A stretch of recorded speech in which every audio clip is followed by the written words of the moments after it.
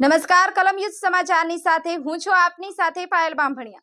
તો જોઈએ આજના મહત્વના સમાચારમાં। કેશોદ સિવિલ હોસ્પિટલમાં જરૂરી સુવિધાઓ અને ખાલી જગ્યાઓ ભરવા ડેપ્યુટી કલેક્ટરને આવેદનપત્ર આપવામાં આવ્યું। કેશોદ શહેરમાં લાખો રૂપિયાનો ખર્ચ કરી 75 બેડની અદ્યતન સબ ડિસ્ટ્રિક્ટ સિવિલ હોસ્પિટલ ધારાસભ્ય દેવાભાઈ માલમના અથાગ પ્રયત્નોથી મંજૂર કરી બનાવવામાં આવી છે।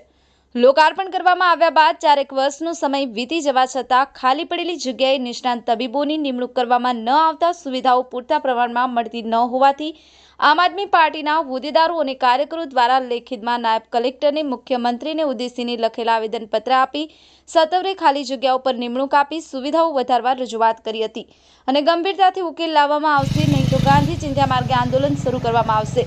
કેશોદ શહેર 5 તાલુકામાં મુખ્ય મથક ઉપરાંત રાષ્ટ્રીય ધોરીમાર્ગ પસાર થતો હોય, આકસ્મિક ઘટનાઓ બનતી હોય ત્યારે તાત્કાલિક અસરથી કેશોદ સબ ડિસ્ટ્રિક્ટ સિવિલ હોસ્પિટલમાં ખસેડવામાં આવ્યા બાદ એમડી/એમએસ ડોક્ટર ન હોવાથી પ્રાથમિક સારવાર આપી જૂનાગઢ રેફર કરવામાં આવે છે અથવા એમ્બ્યુલન્સ દ્વારા અકસ્માતમાં મળતી સહાયમાં શુભેચ્છા ભેટ મેળવવા ખાનગી હોસ્પિટલમાં સીધા લઈ જવામાં આવે છે।